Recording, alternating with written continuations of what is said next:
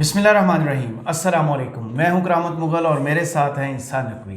नकवी साहब, जस्टिस काजी फ़ाइज़ ईसा का एक नोट आया है, उसके बाद एक हंगामी इजलास काबीना का बुलाया गया है जो कि बहुत गैर मामूली है इस पूरी सूरत हाल के अंदर। कौन से मुमकिन फ़ैसले आपको नज़र आ रहे हैं कि इस काबीना के इजलास में होने जा रहे हैं? लेकिन करामत मुगल साहब, जाहिर है कि इस वक्त बहुत सारे लोग गैस वर्क भी कर रहे हैं क्योंकि ये जो इजलास है काबीना का छुट्टी वाले दिन हो रहा है, गैर मामूली इजलास है, हंगामी इजलास है और मंजरनामा वाजे है, सबको मालूम है। कई लोगों से बात हुई है तो बताएं उसका माजरा। हाँ, अच्छा, नहीं, उन्होंने भी जो चीज़ें हैं ना ऑन द कार्ड्स जी, वो रखी हैं कि ये मामलात हैं, इनके ऊपर हमने बात करनी है। इनमें से कौन सी बात जो है वो ठोस होकर फैसले की सूरत में सामने आती है, मिनट्स में जारी की जाती है, क्योंकि हुकूमत जो है वो बराह रास्त अब वो टक्कर ले चुकी है सुप्रीम कोर्ट ऑफ पाकिस्तान से। और सुप्रीम कोर्ट ऑफ पाकिस्तान के चीफ जस्टिस हैं इस वक्त उमर अता बंदयाल साहब। जी, उमर अता बंदयाल साहब। और उमर अता बंदयाल को टेक ऑन कर रही है गवर्नमेंट, और गवर्नमेंट इस हवाले से जो भी चीज़ करेगी ना उसमें ज़ाहिर है कि गुफ्तगू तो इन सारे मामलात पर होगी जो मैं आपके सामने रखने लगा हूँ। 5 हैं और फिर 5 में 2-3 ज़िमनी नुकात हैं जिसके ऊपर बात होगी। और हो सकता है कि मामला काबीना इजलास का भी वही हो जैसे कौमी सलामती कमेटी इजलास का था, कि हम सब लोग और पूरा मुल्क ही एक्सपेक्ट कर रहा था कि इलेक्शंस के हवाले से और नाम लेके इसके हवाले से कोई चीज़ सामने आएगी, पाकिस्तान तहरीक इंसाफ के हवाले से कोई चीज़ सामने आ सकती है, जो इल्ज़ामात चल रहे हैं उनके हवाले से। लेकिन वो जो उसका एलामिया है वो बड़ा स्मार्टली एक एक लफ्ज़ उसका देख कर लिखा गया। आपको याद होगा कि जो लास्ट मीटिंग हुई थी, इमरजेंसी मीटिंग काबीना की, वो थी दो मीटिंग्स हुई। पहली मीटिंग ये हुई थी, आपको याद होगा, कि जिसमें फैसला मुस्तरद किया गया, और दूसरी मीटिंग थी इशरत अली को वापस बुलाने वाली, जो उस रजिस्ट्रार सुप्रीम कोर्ट को वापस बुलाने वाली थी। तो उस वक्त भी जो मिनट्स ऑफ द मीटिंग है ना वो उस सूरत में जारी नहीं किए गए थे कि वफाकी काबीना ने मुस्तरद कर दिया। फिर इन्होंने पार्लियामेंट से करारदाद मंजूर करवाई। तो अब मैं आपके सामने ये सारा मंजरनामा रख देता हूँ, और ये सब कुछ हो रहा है जस्टिस काजी फ़ाइज़ ईसा के तफसीली नोट के बाद। और अगर किसी को ये लगता है कि ये सारे मामलात कनेक्टेड नहीं है तो आई सी ए क्लियर कनेक्शन। ये जो फैसला आ रहा है, 4-3 की बहस हो रही है, उसके बाद जनाब मरियम औरंगज़ेब साहिबा, जस्टिस काजी फ़ाइज़ ईसा के खतूत, उनके फ़ैसले, नोट, इजाफी नोट, ये सारा कुछ वो सबसे पहले जो है वो शेयर करती हुई नज़र आती हैं, ग्रुप्स में डालती हुई नज़र आती हैं। लोगों से रिक्वेस्ट किया जा रहा है, चैनल्स को कहा जा रहा है कि इनको हाईलाइट करें, इनको ट्वीट करें, इनको रीट्वीट करें, इसके ऊपर बात करें। तो उसमें आपको अंदाज़ा हो सकता है कि गवर्नमेंट जो है वो किस हद तक किस मामले के किस पिच पे खेल रही है।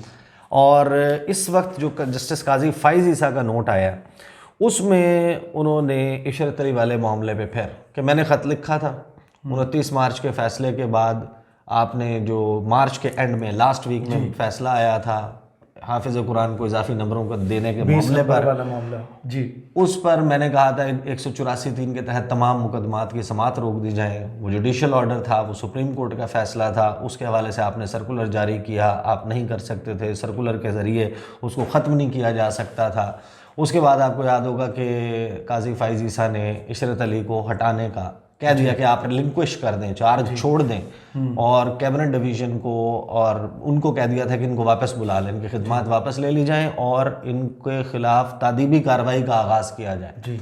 अगले दिन हमने ये देखा कि chief justice of Pakistan obviously उन्होंने ये कहा, वो सर्कुलर सामने आया जिसमें जस्टिस काजी फ़ाइज़ ईसा के फ़ैसले को कहा कि इसका इतलाक़ नहीं होता। अपनी हेयरिंग करने के बाद एक 6 रुकनी बेंच बैठा जिसने 6-0 से जस्टिस काजी फ़ाइज़ ईसा का फ़ैसला उड़ा दिया जी। और वो 6 रुकनी बेंच है, और उसका भी जो नोटिफिकेशन के ये होने जा रहा है, उसकी कॉज लिस्ट वो जो जारी की गई थी वो भी इशरत अली की तरफ से की गई थी। रजिस्ट्रार सुप्रीम कोर्ट थे, उन्होंने चार्ज भी रिलिंक्विश नहीं किया था। उस ज़िम्मन में जस्टिस काजी फ़ाइज़ ईसा ने तफसीली नोट गुज़श्ता रोज़ जारी किया, और उस तफसीली नोट में उन्होंने अपने तमाम मारूज़ात, आई एम श्योर के लोगों के पास उसकी डिटेल्स हैं तो will not go into the details. Justice Qazi Faez Isa ने लंबा चौड़ा, और ये मैं आपको बताऊंगा किसी वक्त कि जस्टिस काजी फ़ाइज़ ईसा और उमर अता बंदयाल के दरमियान असल में लड़ाई कहाँ से शुरू हुई थी, काफ़ी दिनों से जिक्र उसका शुरू जो है उसका शुरू बड़ा इंटरेस्टिंग। अच्छा, इसमें जस्टिस काजी फ़ाइज़ ईसा ने ये सब कुछ कह दिया, साथ में ये भी कहा कि जनाब जो चीफ जस्टिस हैं वो उन्होंने मेरे खतूत का आज तक जो है वो जवाब नहीं दिया। आईन पाकिस्तान के मुताबिक सुप्रीम कोर्ट चीफ जस्टिस और दीगर जजों पर मुश्तमिल है। चीफ जस्टिस यकतरफ़ा तौर पर तमाम इख्तियारात इस्तेमाल नहीं कर सकते। 6 रुकनी लार्जर बेंच इसलिए बनाया गया क्योंकि ये एहसास हावी हुआ कि मरासला गैर आइनी और गैर कानूनी था। वो जो मरासला जो है उसको उन्होंने कहा इसकी हिदायत नहीं दे सकते थे। ये भी इंटरेस्टिंगली नोट जो है वो लगा सुप्रीम कोर्ट की वेबसाइट पर और उसके बाद गायब हो गया। अब इसमें भी इंटरेस्टिंग बात यह है कि था भी उर्दू और इंग्लिश दोनों ज़बानों में था, उर्दू और अंग्रेज़ी में। और काजी फ़ाइज़ ईसा साहब जो हैं वो चीफ जस्टिस के बाद सीनियर मोस्ट जज हैं जी।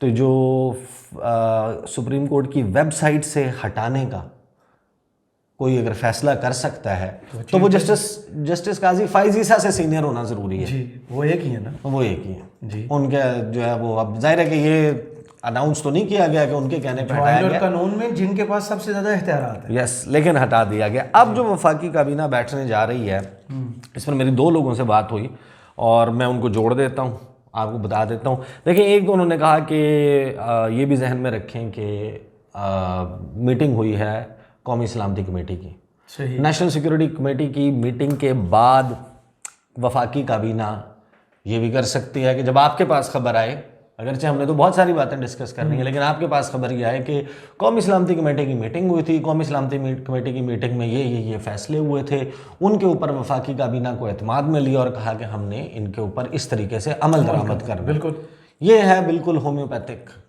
वर्शन जो सामने नज़र यही आता जो है, सामने आएगा।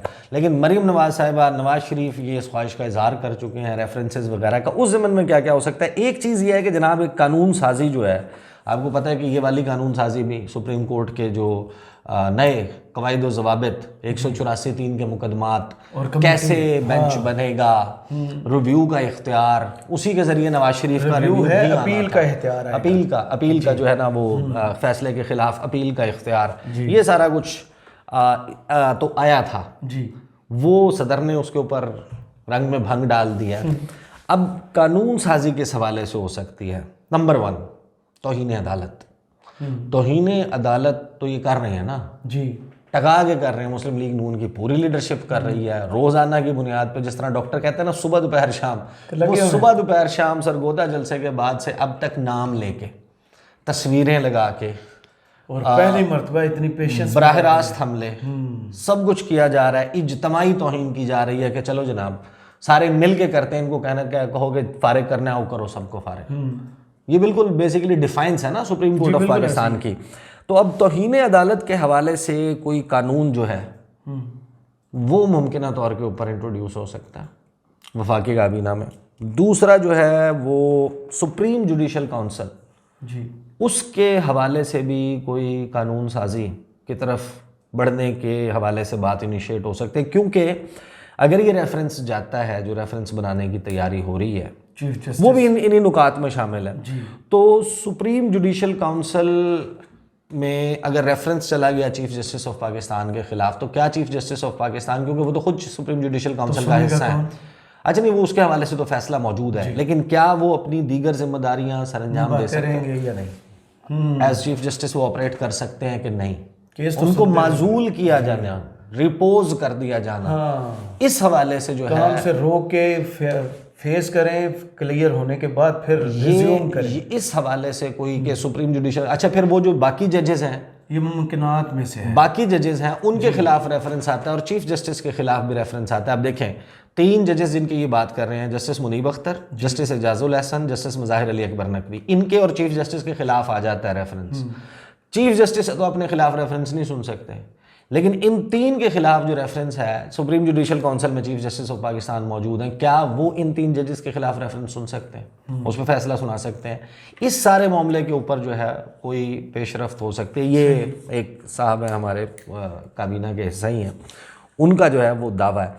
अच्छा, उसके बाद जो है वो ये कहते हैं कि एक रिमोट पॉसिबिलिटी ये भी है, उन्होंने रिमोट पॉसिबिलिटी कहा है कि जो जजेस हैं उनके खिलाफ रेफरेंस अब उसके ऊपर बाकायदा, क्योंकि काम शुरू हो चुका है और अटॉर्नी जनरल हैं, वज़ीर कानून हैं जी, आज़म नज़ीर और तारड़ इरफान साहब, कादर साहब, इरफान जाहिद कादर अहमद साहब, जाहिद इसहाक अहमद, डार साहब, ये इसहाक डार सनाउल्लाह, उनसे हाँ ये वो कर चुके हैं, मीटिंग कर चुके हैं, ड्राफ्ट एक तैयार कर इनिशियल को चुके हैं। ड्राफ्ट के ऊपर बात हो रही है, वो हो चुका है, मीटिंग हो चुकी है, वो हो सकता है काबीना के सामने रख दिया जाए कि बताएं जनाब इसका क्या करना है, इसके एंडोर्समेंट, क्योंकि ये मरियम ने और मरीम नवाज ने और नवाज शरीफ साहब ने इन्होंने खुद कहा है कि ये काबीना और हुकूमत जो है इसको ओन करे, सदर को भिजवाए, सदर नहीं भिजवाते तो फिर हमारा काम हो गया, सही, लेकिन आप ये करें। अच्छा ये लेकिन इसकी रिमोट पॉसिबिलिटी है, क्योंकि इसमें आपको पता है कि जो कुछ भी हो, जब गवर्नमेंट रेफरेंस इस तरीके से भेजेगी चीफ जस्टिस के ख़िलाफ़, 4 जजेस या 3 जजेस के ख़िलाफ़,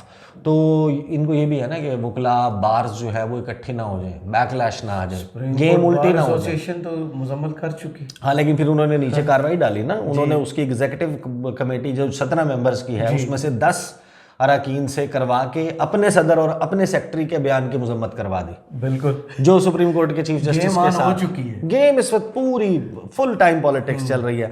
अच्छा उसके बाद ये भी हो सकता है, ये भी अब एक पॉसिबिलिटी है कि देखें जो पार्लियामेंट की करारदाद है ना, वो करारदाद में आपको याद होगा कि बाइंडिंग किया उन्होंने कि हुकूमत को कहते हैं कि हाँ इस पर अमल ना करे वजीर आजम।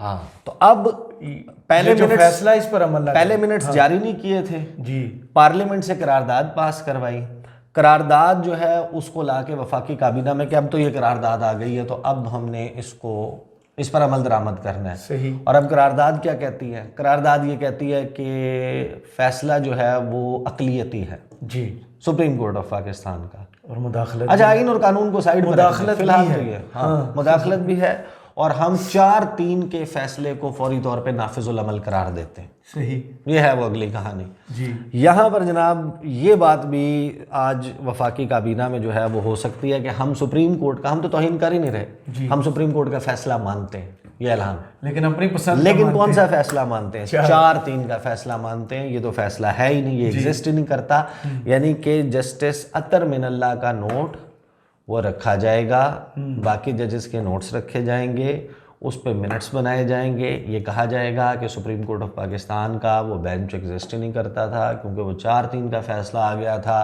लिहाजा हम उस फैसले को ओन करते हैं, तो हम तो तौहीन कर ही नहीं रहे। अब उसकी बुनियाद सनाउल्लाह जिसका इजहार कर चुके हैं अब एक उस टीवी शो में, बिल्कुल, और अब उसकी बुनियाद पे जब इजलास होगा अब से चंद घंटे के बाद, तो वो इजलास के तकरीबन 34 घंटे के बाद जी, टाइम जो है वो ख़त्म हो जाएगा।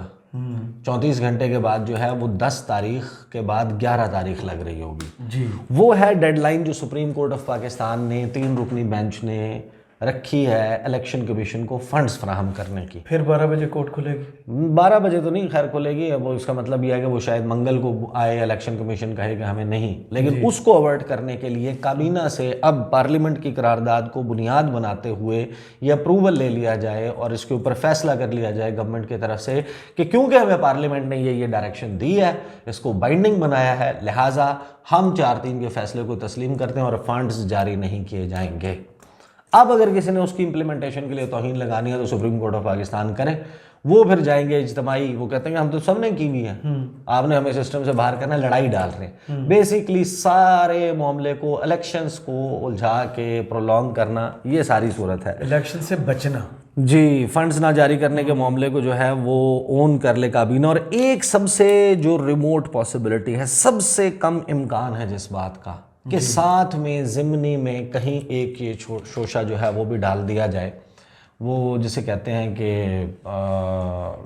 हिफ्ज़ मा तक़द्दुम के तौर पे, कि कभी हमारे से ये सवाल हो तो हम ये भी कह सकें, हाँ, कि हम जो है हम भी ये कह सकें कि जनाब हमने तो कह दिया था मज़ाकरात कर लें, फवाद चौधरी साहब कह चुके हैं प्रेस, नहीं फवाद चौधरी तो कह चुके हैं, बाकी भी, लेकिन आपने इंटरेस्टिंग बात देखी है, पहले असद कैसर ने मज़ाकरात की बात की थी, सब कुछ किया था, साहब ने उल्टी बात कर नहीं, लेकिन अब उन्होंने अपडेट कर लिया अपना वर्जन। अच्छा। असद कैसर साहब ने पहले कहा था कि हम मज़ाकरात के लिए तैयार हैं, बैठने के लिए तैयार हैं, पार्लियामेंट में वापस आने के लिए भी तैयार हैं, कानून साजी तरमीम के लिए भी तैयार हैं, इस तमाम मामले के लिए तैयार है। और अब कहते हैं, अब उन्होंने क्या कहा है मैं आपको दिखा देता हूँ, बड़ा इंटरेस्टिंग है उनका बयान जो आज चला है। वो ये कहते हैं कि मुज़ाकरात हो सकते हैं, शर्त है और शर्त यह है कि अगर हुकूमत मुज़ाकरात के लिए संजीदा और बहरान से निकलना चाहती है तो कौमी असम्बली तोड़ना पड़ेगी। कौमी असम्बली तोड़ना पड़ेगी। और अगर हुकूमत एक ही दिन इलेक्शन कराना चाहती है तो असम्बलियाँ तोड़ दे, असम्बलियाँ ख़त्म कर दें, तो आईनी इस्लाहात पर बात हो सकती है। तो अब ये मामला जो है वो उसमें मुज़ाकरात की कहीं ना कहीं गोल मोल सी कोई बात के बातचीत का भी रास्ता जो है वो इस्तेमाल करें ये, लेकिन इसकी सबसे कम पॉसिबिलिटी है। तो ये मुमकिनात हैं जो आ जाएंगी। आज का दिन बड़ा संडे होने के बावजूद, रमज़ान का महीना होने के बावजूद आज भी जो है वो करामत मुग़ल साहब आपकी जान नहीं छूटेगी, बहुत काम करना पड़ेगा। चलें, बहुत शुक्रिया ईसा नकवी आपके तज़िये का। कमेंट्स बॉक्स में ज़रूर बताइएगा ये वीडियो आपको कैसी लगी। इजाज़त दीजिए, अल्लाह हाफ़िज़।